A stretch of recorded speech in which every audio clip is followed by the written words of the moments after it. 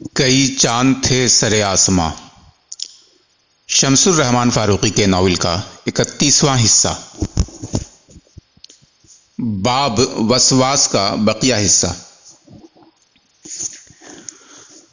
وزیر کو دیکھ کر شمس الدین احمد حسب معمول ایک لمحے کے لیے سکتے میں آ گیا۔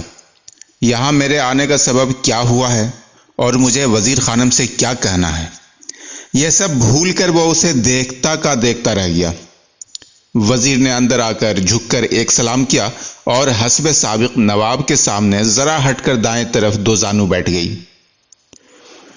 شمس الدین احمد کا تنفس تھوڑا سا تیز ہونے لگا۔ اس کا جی چاہا کہ بڑھ کر وزیر کو اپنی طرف کھینچ لے اور کنیزوں کو اشارہ کرے کہ دروازہ بند کر دیں، لیکن وہی وزیر جو دریا گنج کی حویلی کے مہمان خانے میں دھیرے دھیرے کھلی تھی اور پھر اس نے اس طرح آغوش حوس وا کی تھی کہ شمس الدین احمد کو اس کا بحر حسن سراسر اوج و موج و تلاطم لگتا تھا اور اس کا شوق جہاں تک جاتا تھا وہاں تک موجہ ہائے بوس و کنار لہراتی اور بل کھاتی تھی۔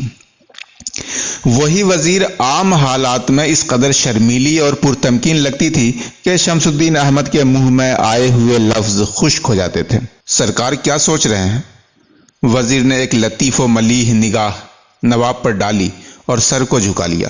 یہی سوچ رہا ہوں۔ شمس الدین احمد نے کچھ توقف کے بعد کہا کہ اصل وزیر کہاں ہے؟ آپ میں اس قدر شرم کہاں سے اور کیوں ودیت ہوئی، اور وہ شرم کبھی کبھی پڑ لگا کر کہاں اور کس طرح اڑ جاتی ہے؟ پھر میں سوچتا ہوں کہ آپ میں اس قدر شرم اور اس قدر اور ایسی بے باکی نہ ہوتی تو آپ کیسی ہوتی؟ کیا آپ وہی وزیر خانم عرف چھوٹی بیگم ہوتی جو اس وقت ہیں؟ بھائی واللہ اس وقت مرزا رفیع وائز کا کیا خوب شعر یاد آیا ہے: ز ناز و غمز و رفتار و شوخی و تمکی، شود گر انجمن میر انجمن شرم است۔ یہ سرکار کی چشم کرم اور محبت ہے کہ مجھ میں شرم و آزرم دیکھتے ہیں۔ مجھے تو اپنے اندر کوئی خوبی نظر نہیں آتی۔ شاید یہ شرم ہی ایسی خوبی ہو جس کے بعد سرکار کو بندی کا منہ اچھا لگتا ہے۔ میں تو اپنے بخت کی بلندی کا گھمنڈ کرتی ہوں۔ بلندی بخت کی بھی ایک ہی کہی، لیکن آپ کی اس بات میں وزن ہے کہ آپ کا آپا، آپ کا سراپا اس قدر محبوب صفت ہے، تو اس میں اس امر کو بھی دخل ہے کہ آپ شرم کو صحیح طرح برتتی ہیں۔ میں پچھلی بار آیا تھا تو اس وقت میں نے ایک بات کہی تھی اور آج پھر کہتا ہوں، لیجئے مرزا رفیع وائز کا مقطع بھی سن لیجئے۔ لگتا ہے آپ ہی کی زبان سے کہا گیا ہے: ترا نظر بقد و عارض است و مو وائز، جمال پیش تو این ہاست پیش من شرم است۔ اور سچی بات تو یہ ہے بھائی واللہ کہ ہم بتا ہی نہیں سکتے کہ آپ کی کن کن اداؤں کے قتیل ہیں۔ وزیر کے دل میں کانٹا سا کھٹکا۔ یہی باتیں رہیں گی یا اس سے کچھ گھٹ بڑھ کر بھی عمل میں آئے گا؟ اپنا سب کچھ تو میں وار چکی ہوں۔ وزیر کو خاموش دیکھ کر شمس الدین احمد نے کہا: چپ کیوں ہو گئیں؟ ہماری باتیں اچھی نہیں لگیں کیا؟ وزیر نے سر اٹھایا، مسکرائی، لیکن ذرا اداس لہجے میں بولی: سرکار کے منہ سے تو پھول جھڑتے ہیں۔ میں تو لاجواب سنتی ہوں، لیکن یہ بھی سوچتی ہوں کہ پھول جھڑے ہی پھل لگتا ہے۔ نواب نے وزیر کا کنایا فوراً بھانپ لیا۔ وہ بولے: پھول کی ڈال نیچے جھکتی ہے، آپ ہاتھ بڑھائیں تو پھل بھی آپ کے، پھول بھی آپ کے۔ ہم مفلسوں کے لیے آپ کے میٹھے بول سب سے بڑی دولت ہیں۔ ہم تو کہے ہیں کہ پھول نہیں پنکھڑی سہی، ہم دامن پسارے آپ کے چمن کی روش پہ بیٹھے ہیں۔ وزیر نے ہنس کر کہا: تو لیجئے دامن بھر کر اٹھائیے، دامن کشا نہ ہوجئے۔ میں سرکار کا مطلب نہ سمجھی۔ نواب شمس الدین احمد ذرا گمبھیر لہجے اور متین آواز میں بولے۔ ان کا چلبلا پن اچانک رخصت ہو گیا تھا۔ چاندنی چوک خانم کے بازار میں 3 منزلہ مکان، اوپر کی 2 منزلیں آپ کی اقامت کے لیے اور نچلی منزل کی 2 دکانوں کا کرایہ آپ کی تحویل، اور صرف میں۔ کہیے کیا کہتی ہیں؟ وزیر کے چہرے پر سرخی سی آئی۔ شربتی آنکھوں میں ہلکی لہریں تفکر کی ابھری۔ وہ سوالیہ نظروں سے نواب کی طرف دیکھ رہی تھی کہ نواب نے مزید کہا، آپ کے نام مکان کے قبالے آج شام تک تیار ہو سکتے ہیں، آپ چاہیں تو ابھی، ورنہ کل صبح اس گھر کو اپنے مقدم سے میمون کریں۔ یہاں کا سارا سامان فوراً اٹھوانا اور جلد از جلد وہاں آراستہ کرانا ہمارا ذمہ۔ مکان تاحیات آپ کا اور پھر آپ کے اخلاف کا۔ نواب نے ہلکی ہنس کر بات پوری کی۔ بس یہ ہے کہ مجھے وہاں آنے جانے کی کھلی چھٹی ہو اور میرے سوا کوئی نہ آئے۔ سرکار اپنی کنیز کو شرمندہ کرتے ہیں۔ جب میرے دل میں کوئی اور نہیں تو میرے گھر میں کوئی اور کہاں سے آ سکے گا؟ اور اگر وہ گھر میرا ہے تو آپ کا بھی ہے، کیونکہ میں آپ کی ہوں۔ آپ کے لیے دروازہ ہر وقت کھلا رہے گا۔ اور آپ؟ نواب کو شوخی سوجی، لیکن وزیر نے اس بات کو صاف اڑا دیا۔ سرکار، میرا کیا ہے؟ پی کے پاٹن سر دھرو چرن پر سیس کے سوا مجھے کوئی فن نہیں آتا۔ مجھے تو آپ پا انداز ہی ٹھہرا لیں تو میں خوش ہوں۔ چھی، ایسی بات نہیں کہتے بھائی، واللہ میں آپ کے کنے یوں آؤں گا جیوں سینے میں راز آوے۔ آپ کے دل و جان و تن پر بار بن کر رہنا نہیں ہے۔ ہاں، آپ مجھے گلے کا ہار بنا لیں تو آپ کے دامن و گریبان کو ہی ماں منو ماوا مان لوں گا۔ یہ خدمت مجھے منظور ہے، ہر خدمت مجھے منظور ہے۔ آپ کے گھر اور ملازمان کے سارے خرچ کی کفالت ہمارے ذمہ ہوگی۔ پاندان اور داد و دہیش کے لیے 500 روپیہ ماہانہ آپ کی خدمت میں اوپر سے پیش کیے جائیں گے۔ 1 سال کی پیشگی کے طور پر ہزار کے 6 توڑے باہر پالکی میں آپ کی قبولیت کے منتظر ہیں۔ وزیر سناٹے میں آ گئی۔ اتنا سب کچھ اور اس قدر فراخ دلی سے بھلا اور کون تھا جو اسے یا کسی کو دے سکتا تھا؟ اور اس سب کے عوض مجھ سے مطالبہ کچھ نہیں، بس ان کے گھر میں رہوں، ان کی ہو کر رہوں، تو اس سے آسان خدمت کیا ہوگی؟ لیکن وہ ایک بات تو رہی جاتی ہے، پر اب چپ رہوں تو برائی ہے اور کچھ کہوں تو کیا کہوں؟ اعلیٰ حضرت مجھے میری توقع اور امید اور حق سے بڑھ کر نواز رہے ہیں۔ ایسی فیاضی تو قصے کہانیوں کے بادشاہوں میں بھی نہ تھی۔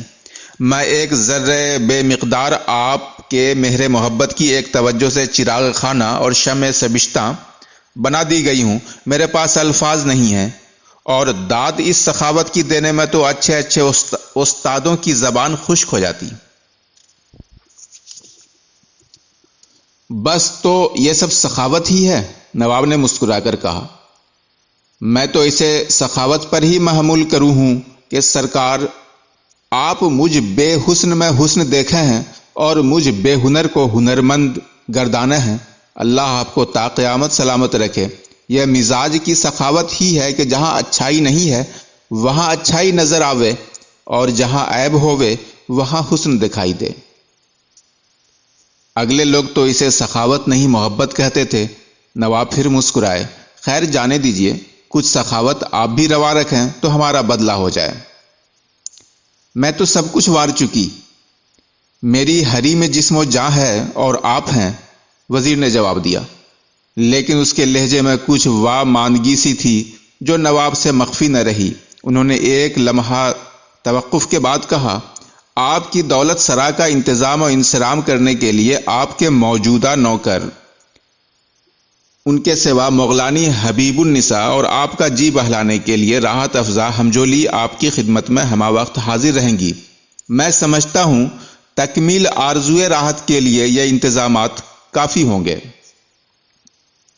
میرے سرکار، تکمیل آرزوئے راحت کی خاطر تو آپ کے قدموں میں پڑ رہنا ہی بہت کافی ہے۔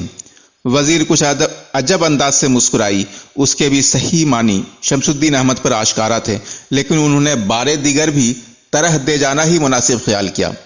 نواب کو تھوڑا تأسف ضرور ہوا کہ عام عورتوں کی طرح وزیر کے بھی دل میں نکاح، اور شاید نکاح کے ذریعہ حاصل ہونے والی حکومت کے ارمان تھے۔ انہوں نے دل میں کہا، اس سے اچھی تو میری ماں تھی کہ نوشت و خواند کی صلاحیت سے محروم تھیں۔ ظاہر ہے کہ تہذیب اور بیگماتی رکھ رکھاؤ نہ جانتی تھیں، لیکن انہیں میرے والد خلد آشیانی کی خوشنودی کے سوا کچھ درکار نہ تھا۔ بعد میں وہ منکوہا، نواب بیگم، مالکہ سب کچھ بنی، لیکن بس اپنے شوہر اور بچوں کے لیے جیتی تھیں۔ سامان ثروت و جاہ و حکومت سے انہیں کچھ سروکار نہ تھا۔ نواب کو ذرا رکتا ہوا دیکھ کر وزیر خانم سمجھ گئی کہ میری بات سرکار تک پہنچ گئی ہے اور کچھ گرا بھی گزری ہے، لیکن اس نے تلافی مفاد کی کوئی شعوری سبیل نہ کی، اور نہ اسے یہ خیال تھا کہ نواب اسے نکاح کی طالب اس لیے سمجھتے ہیں کہ نکاح دہلیز ہے حکومت اور اقتدار کی، اور وزیر بھی اقتدار اور دولت کی خواہاں ہے۔ بہرحال اگر وزیر کو علم ہو بھی جاتا کہ نواب نے اس کے اشاروں کا مطلب کچھ زیادہ ہی نکالا ہے تو وہ بھی اس باب میں خاموشی رہتی۔ وہ جانتی تھی کہ خلوص اور وفا اور ولا کی باتیں زبانی طے نہیں ہوتی۔ خاموشی ایک دو پل سے بڑھ کر کچھ تکلیف دہ یا پریشان کن صورت اختیار کرنے والی تھی کہ وزیر نے مزید کہا، میں تو آپ کے قدموں ہی میں بھلی ہوں اور بھلی رہوں گی، تلے پڑی کا مول کیا، میں بھلا آپ کی عزت افزائیوں پر پھولی نہ سماؤں تو بدبخت ٹھہروں۔ نواب کے چہرے پر راحت اور آنکھوں میں مسکراہٹ کی جھلک آئی۔ اچھا، اب ہم کچھ عوامر ضروریہ کو نپٹانے جاتے ہیں، شمس الدین احمد نے اٹھتے ہوئے کہا۔ آپ کے اساس البیت کو بڑھوانے، اٹھوانے اور چاندنی چوک کے مکان پر پہنچانے کے لیے 5-7 روز مزورے تھوڑی دیر میں یہاں بھجوا دیے جائیں گے، یا جب آپ چاہیں۔ میرا تو جی چاہتا ہے کہ ابھی اڑ کر اپنے گھر میں پہنچ جاؤں، لیکن آسانی سب کی اسی میں ہے کہ کل صبح کو یہاں سے رخت بار کیا جائے۔ وزیر نے اظہار رضامندی اور مسرت کے لہجے میں کہا، لیکن سرکار ابھی کہاں تشریف لیے جاتے ہیں؟ دوپہر کا خاصا تو تناول فرما لیتے۔ آپ کے بھاویں تو نہ ہوگا، لیکن آج دعوت شیراز ہی صحیح۔ اس میٹھے بولنے شمس الدین احمد کا دل خوش تو کیا، لیکن انہیں واقعی ایک کار ضروری لاحق تھا۔ انہوں نے آگے بڑھ کر وزیر کا گال تھپتھپایا اور اس کی پیشانی چومی اور بولے، نہیں، آج نہیں، انشاءاللہ کل پرسوں تک آپ چاندنی چوک والا گھر ٹھیک کر لیں گی تو ہم بھی آپ کے ساتھ نئے گھر میں دعوتیں کھاویں گے۔ اور ہاں، یہ محافظ جو ہم نے یہاں مقرر کیے ہیں وہ ابھی تو موجود رہیں گے ہی، لیکن چاندنی چوک میں بھی، ہرچند کہ وہ جگہ سب طرح مسئون ہے، یہ نفری آپ کے دروازے پہ حاضر رہے گی۔ نواب کے لبے فرش تک پہنچنے کے پہلے وزیر خانم نے آگے بڑھ کر نواب کی جوتیاں اٹھا لیں، اور نواب کے کہنے کے باوجود کہ ارے صاحب آپ یہ کیا ظلم کرتی ہیں، وزیر نے جھک کر جوتیاں انہیں پہنا دیں۔ لیکن نواب کا دھیان جوتیوں کو ٹھیک سے پہننے کی طرف ہونے کی بجائے وزیر خانم کی لمبی چوٹی پر تھا کہ پھسل کر اس کے شانے پہ آ گئی تھی، اور اس کی گردن اور پیٹھ کے خم کی شان لمبی لٹکتی ہوئی چوٹی نے دوبالا کر دی تھی۔ باب نواب مرزا، اکتوبر 1830۔ یہ وہ زمانے تھے جب گھروں بلکہ گھرانوں کو بنتے دیر لگتی تھی اور نہ بگڑنے میں کچھ تاخیر ہوتی تھی۔ بطور خاص دلی شہر نے تو سر بفلک حویلیاں چند مہینوں میں قائم ہوتے اور آباد ہوتے دیکھی تھیں۔ چاندنی چوک کا 3 منزلہ مکان، پہلی منزل میں دکانیں، بعد کی ہر منزل میں آنگن، 3 دالان، 3 بڑے حجرے، توشہ خانہ، آبدار خانہ، غسل خانہ وغیرہ صاف ستھرے مہیا تھے۔ باورچی خانہ، مودی خانہ، کبوتر خانہ وغیرہ نچلی منزل پر تھے۔ مغلانی حبیب النساء کے لیے ایک حجرہ اوپر اور ایک نیچے بھی تھا۔ اوپر والے حجرے کی الماریوں اور صندوقوں میں کتابیں تھیں، کچھ تو وزیر کی اور زیادہ تر نواب کی پسندیدہ اور مطالعے میں اکثر رہنے والی، مثلا دیوان حافظ، فورٹ ولیم کالج کا مطبوعہ کلیات میر، انشاء مادھورام، تاریخ فیروز شاہی، آئین اکبری وغیرہ۔ 15-20 انگریزی کتابیں بھی تھیں، لیکن انہیں پڑھنے کا اتفاق کم ہوتا تھا۔ دونوں منزلوں کے آنگنوں میں ایک طرف چمن اور حوض اور چھوٹا سا فوارہ سنگ مرمر کا تھا۔ اوپری منزل میں آنگن کے دوسرے سرے پر پالتو چڑیوں کے لیے جال اور کبوتروں کے لیے ٹھاٹھر بھی نصب کیا گیا تھا۔ سارے گھر کو سجنے، بننے اور اشیاء ضروریہ کے مہیا ہونے میں 3 دن بھی تو نہ لگے۔ نیچے بازار کی چہل پہل تک جاری رہتی تھی۔ خرید و فروخت کرنے والوں، سیر تماشا دیکھنے والوں کے علاوہ بہتیرے ایسے تھے جو نہر سعادت خاں کے 2 رویہ درختوں اور پھولوں کی بہار اور روشنیوں کے تلے دوستوں، ہمجولیوں سے ملاقات اور معشوقوں سے چشمکیں کرنے کے لیے وہاں جمع رہتے تھے۔ ایسے میں کسی بدماش بے غیرت کی ہمت نہ پڑ سکتی تھی کہ وزیر خانم کے مکان کی سمت مخالفانہ چڑھ دوڑنے کا خیال بھی کر سکتا۔ اس کے باوجود نواب نے حفاظت کے لیے کئی انتظام کر رکھے تھے۔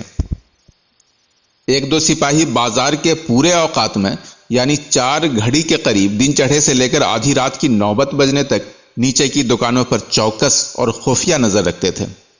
دکانوں سے اوپر جانے کے لیے سیڑھیاں نہایت ہوشیاری سے بغلی گلی میں بنائی گئی تھیں کہ انجان شخص یا دکان پر خرید و فروخت کرنے والوں کو پتہ ہی نہ لگے کہ اوپر کی منزلوں کے لیے راستہ کہاں سے ہے۔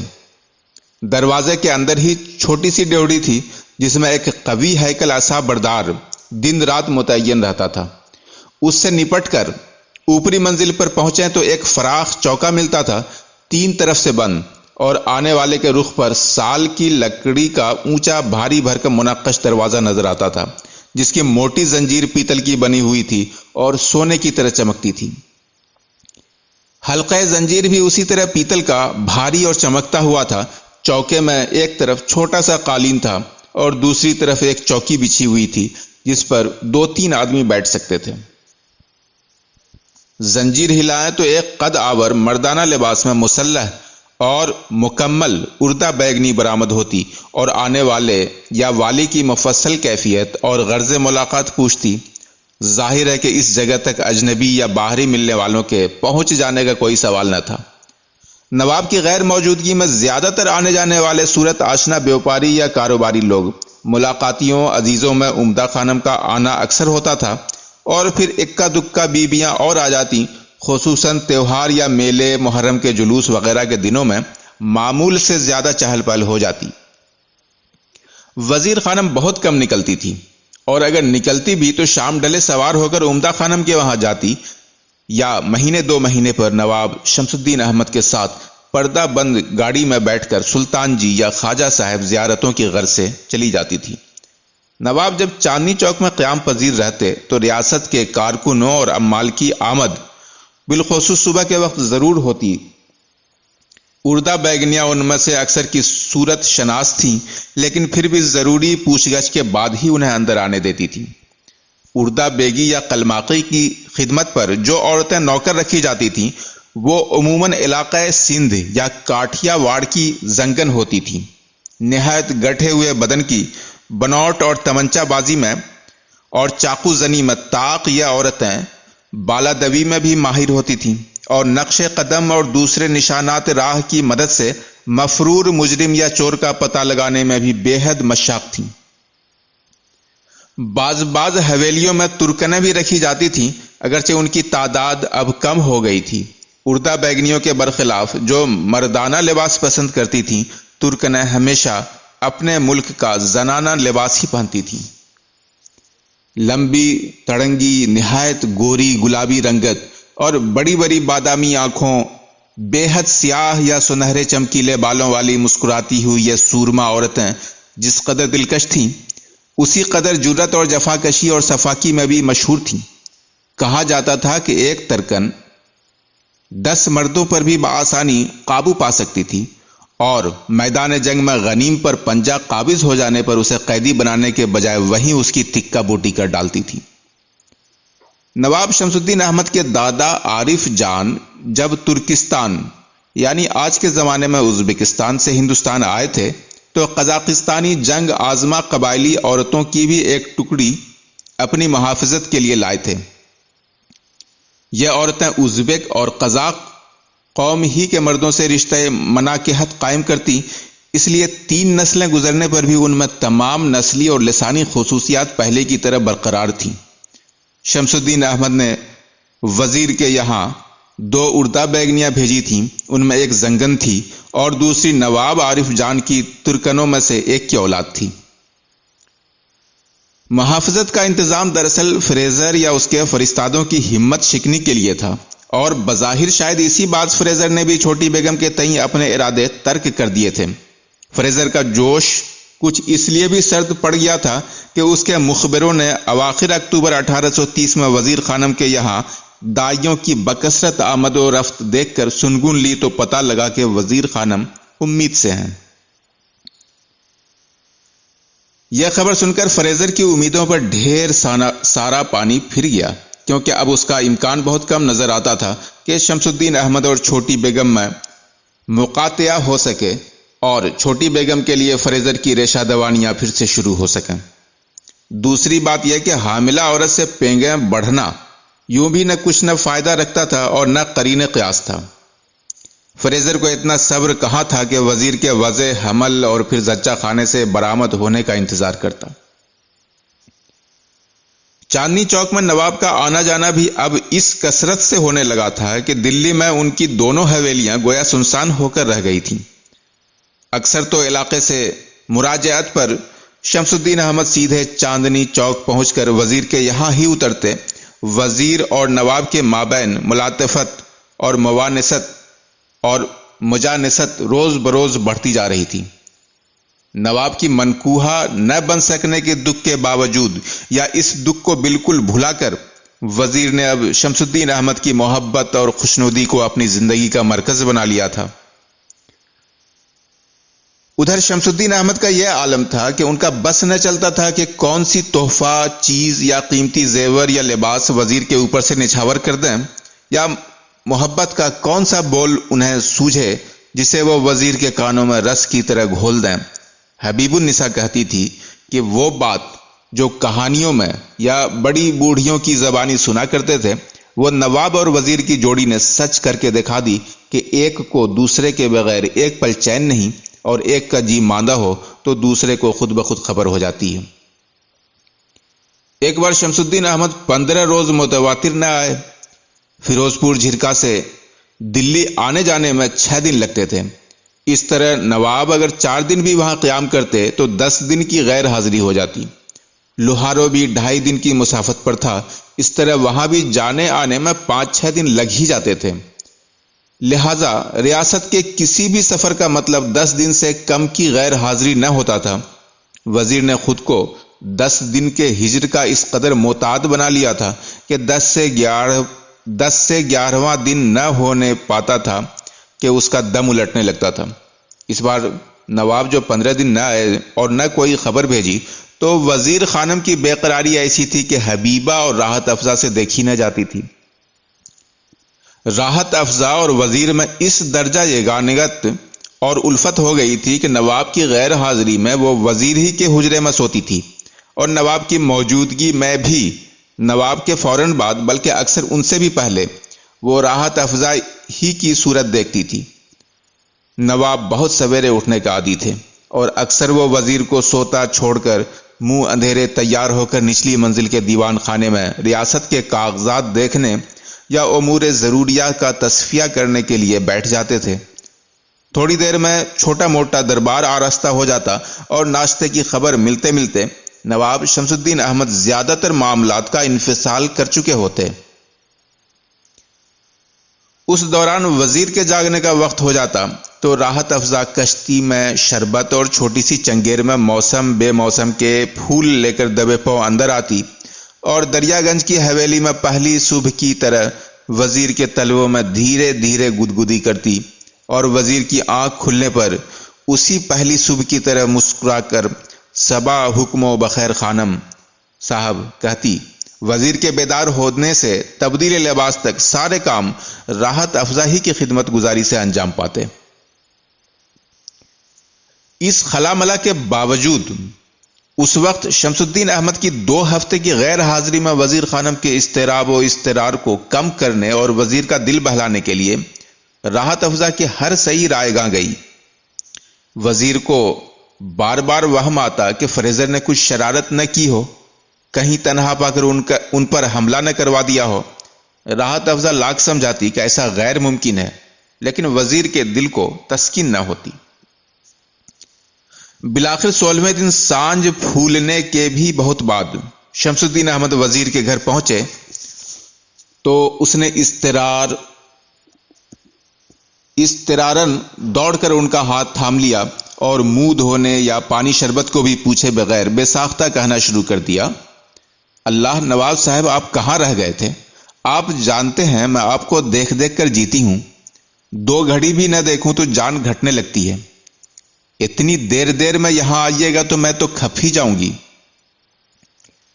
یہ پہلا موقع تھا کہ وزیر نے اتنے کھلے ہوئے اور جوش سے ابلتے ہوئے الفاظ میں نواب کے تئیں اپنی محبت کا اظہار کیا تھا، اور وہ بھی اوروں کی موجودگی میں۔ ان کی تہذیب میں بات کو، خاص کر محبت کی بات کو، مبالغہ اور تاکید کے ساتھ کہنے کی رسم عام تھی، لیکن طرفین بھی یہ خوب سمجھتے تھے کہ کون سے الفاظ رسم نبھانے کے لیے ہیں، اگرچہ حقیقت سے بالکل عاری نہیں، اور کون سے الفاظ دلی کیفیات کو بیان کرتے ہیں۔ وزیر نے اس وقت جو بات کہی، اس میں اور اس کے لہجے میں سچائی اس قدر گرم اور روشن تھی کہ لگتا تھا وزیر کا کلیجہ خون ہو کر اس کے لفظوں میں بھڑک اٹھا ہے۔ شمس الدین احمد ایک لمحے کو سکتے میں آ گیا، پھر وزیر کے ہاتھوں کو اپنے لبوں سے لگا کر دھیمی آواز میں بولا، ہم بھی تمہیں دیکھ دیکھ کر جیتے ہیں بہو خانم۔ تمہیں کچھ دیر نہ دیکھیں تو دم رکنے لگتا ہے، لیکن کبھی کبھی دنیا ہے آخر، نہیں آئے جو میر کچھ کام ہوگا۔ میر کا ڈیر مصرع پڑھ کر شمس الدین احمد نے ایک ہلکی سی مسکراہٹ کو اپنے منہ پر آنے دیا، گویا شرمندگی کا اظہار کر رہے ہوں۔ وزیر اپنے ہاتھوں کو چھوڑا کر دوپٹے سے آنکھیں خشک کر رہی تھی۔ یہ پہلا موقع تھا کہ نواب نے اسے بہو خانم کہا تھا۔ یہی خطاب تو نواب احمد بخش خاں خلد مکان نے شمس الدین احمد کی ماں کو نکاح میں لانے کے بعد دیا تھا۔ وزیر کے آنسوؤں کی ایک وجہ یہ بھی تھی کہ نواب نے اسے بہو خانم کہا تھا، اور وہ بھی سب کے سامنے۔ شاید اس میں بھی کوئی اشارہ پوشیدہ رہا ہو، یا شاید نہ رہا ہو، لیکن اس دن سے کسی کے دل میں یہ شک نہ رہا کہ نواب اور وزیر کی جوڑی کبھی بچھڑ بھی سکتی ہے۔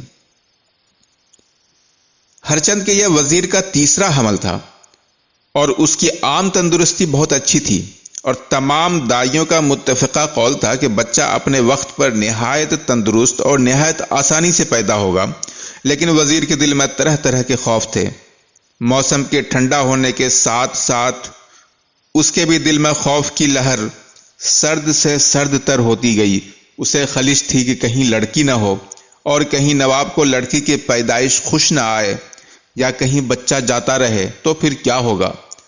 وزیر کو کچھ دھندلا سا گمان تھا کہ نواب کو لڑکے کی بہت تمنا ہے، اور اس نے اڑتی اڑتی یہ خبر بھی سن رکھی تھی کہ نواب کی دوسری منکوحہ بیگم کسی طبی معذوری کے باعث بچہ جننے سے قاصر ہیں، اور پہلی سے 2 بیٹیاں ہو چکی، اب وہاں بھی اولاد نرینہ کی کوئی امید نہیں۔